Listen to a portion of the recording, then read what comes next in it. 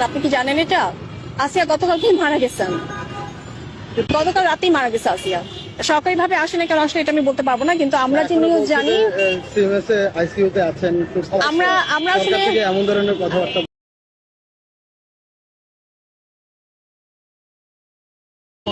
আসিয়া মারা গেছেন, আপনি কি জানেন এটা? আসিয়া গতকালকে মারা গেছেন, গতকাল রাতেই মারা গেছে আসিয়া।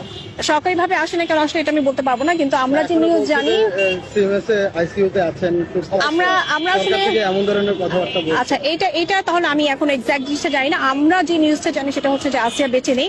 তো এক্সাক্টটা আসলে তাহলে আমাকে প্রপার ইনফরমেশন নিয়ে যেতে হবে, তাহলে এটা হয়তো আমার জানার ভুল হতে পারে, বাট আমরা যেটা নিউজ জানি যে সে মারা গিয়েছে।